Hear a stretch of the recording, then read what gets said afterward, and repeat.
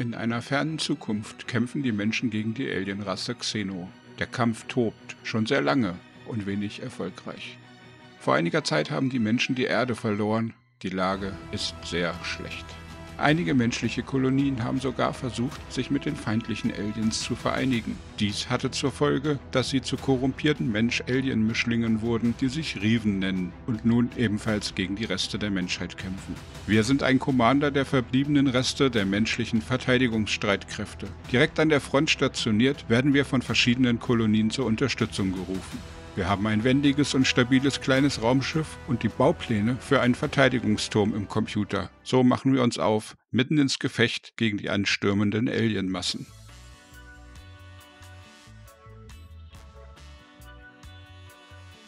Moin moin, hier ist der Zapp. In dieser Episode möchte ich dir einen kommenden Echtzeitstrategie- und Tower-Defense-Hybrid namens Colony Siege vorstellen.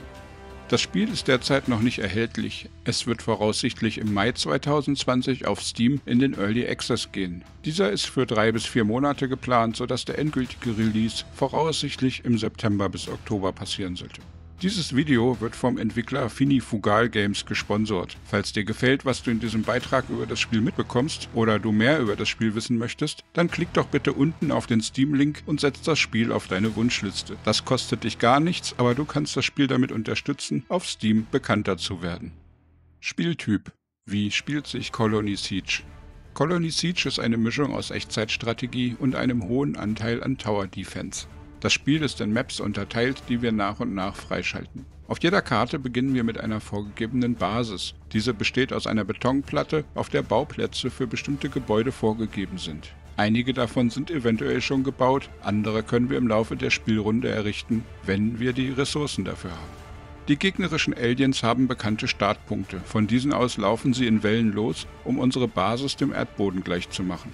Wir haben Türme, Einheiten und unser Hauptraumschiff, um sie aufzuhalten. Schaffen die Aliens es, unser Hauptgebäude zu zerstören, haben wir verloren. Schaffen wir es, alle Wellen abzuwehren, haben wir gewonnen. In einigen Missionen gibt es zusätzliche Aufgaben wie eine Basis der Gegner zu zerstören oder ein Alien-Artefakt zu bergen. Für einen Sieg gibt es eine bestimmte Geldmenge als Belohnung.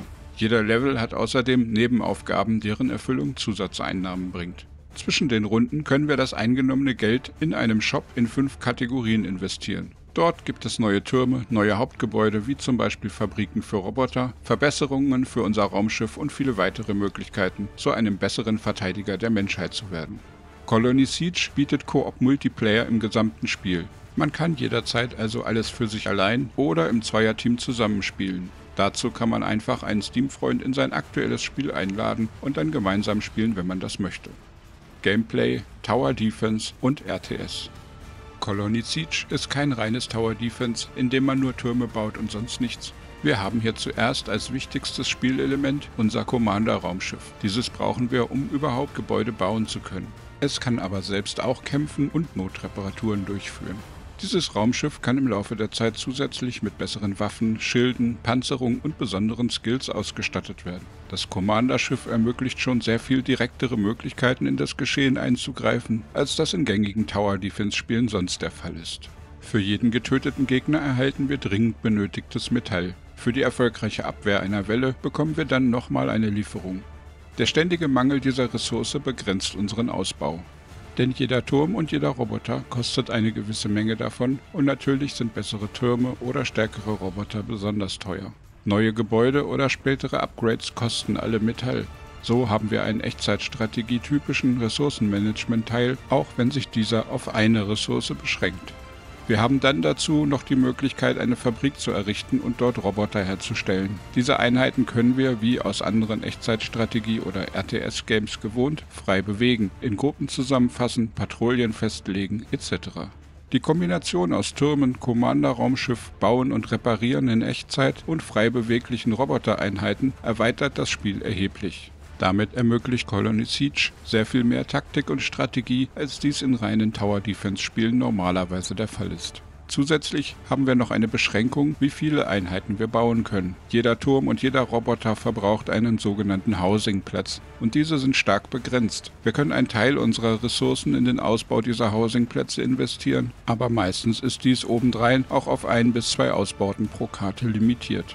So müssen wir dauernd abwägen, was wir wohin bauen und Prioritäten setzen. Sehr viel der Strategie hängt vom Terrain ab. Und in späteren Leveln gibt es auch Angriffe aus 2, 3 oder noch mehr Richtungen. Und dabei ist dann meistens eine Kombination aus Türmen, beweglichen Einheiten und geschicktem Einsatz des Commander-Schiffs notwendig.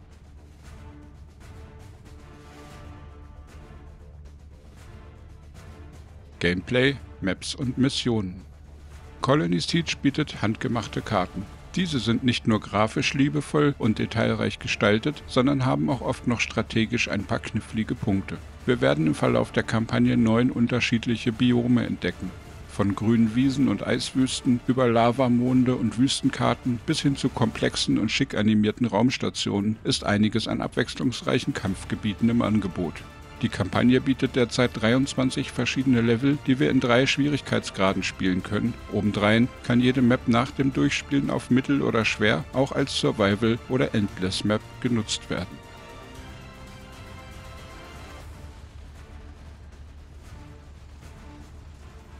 Gameplay, Fortschritt und Weiterentwicklung. Es gibt mehrere verschiedene Fortschrittssysteme in Colony Siege. Da die Angriffe in jeder Mission stärker werden, ist es notwendig, diese Systeme effektiv zu nutzen und natürlich auch ein wenig an die eigene Lieblingstaktik anzupassen. Zuerst gibt es Erfahrung für alle Einheiten und Türme in einer Map. Durch diese Erfahrung bekommen sie abhängig vom Schaden, den sie verursacht haben, Stufenaufstiege, die durch Sterne angezeigt werden. Damit steigt ihr Schaden, ihr Leben und auch andere Werte. Dieser Fortschritt ist nur für die aktuelle Karte und nur für die jeweilige Einheit. Wird die Einheit zerstört, geht auch dieser Fortschritt verloren. Dadurch wird auch das Reparieren von bereits sehr erfolgreichen Einheiten noch wichtiger. Eine weitere Möglichkeit ergibt sich dann mit dem Kraftwerksgebäude. Wenn wir diese Technik freigeschaltet haben und die Map es zulässt, können wir ein Kraftwerk bauen und damit erhalten wir die Möglichkeit, bestehende Türme im Rang aufzuwerten. Ein Rang-2-Turm verursacht dann ungefähr den doppelten Schaden, hat doppelt so viel Haltbarkeit und auch der Radius erhöht sich. Der große Vorteil eines Rang-2-Turms ist vor allem, dass er nur den Platz von einem verbraucht und außerdem auch nur einen Housing-Punkt nutzt. Dazu gibt es einen Shop für Upgrades. In diesem können wir für das Ingame verdiente Geld bessere Türme, bessere Roboter, neue Skills und Upgrades für unser Raumschiff und viele weitere Verbesserungen unserer Ausrüstung kaufen. Diese Upgrades werden aber auch erst nach und nach durch erfolgreiche Missionen im Shop freigeschaltet und es sind meistens einige mehr, als wir uns leisten können. So müssen wir hier auch einige Entscheidungen treffen oder als Alternative Missionen mehrfach spielen, um mehr Geld zu verdienen, damit man sich dann alles leisten kann.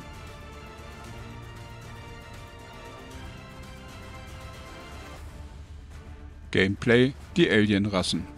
Im Spiel wird man gegen 2 verschiedene Gegner antreten. Diese haben sehr unterschiedliche Einheiten und erfordern auch teilweise andere Verteidigungen. Da wären erstmal die Xeno. Diese Alienrasse ist insektoid und ihre Einheiten strömen in sehr großer Zahl aus Portalen zu unserer Basis. Obendrein gibt es hier einige sehr schnelle Einheiten, die oft versuchen, einfach durch unsere Turmreihen zu stürmen.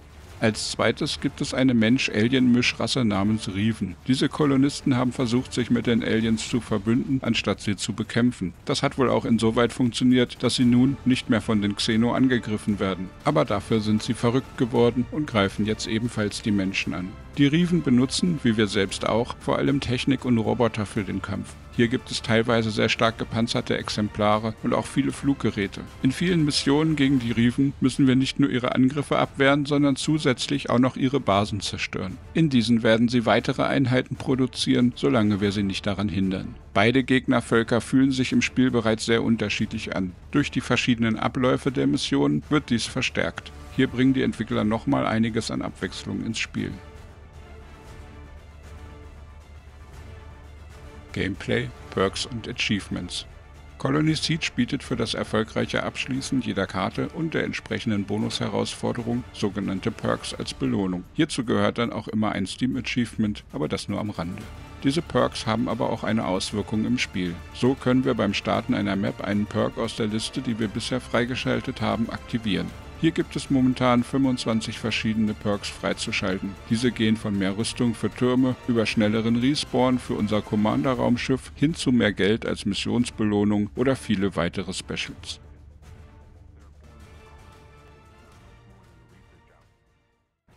Gameplay, Spielmodi. Momentan bietet das Spiel eine umfangreiche Kampagne. Nach mehr als 10 Stunden Spielzeit habe ich erst 10 der insgesamt 23 Level freigespielt. Die Missionen sind hier sehr abwechslungsreich und alle Karten sind von Hand designt.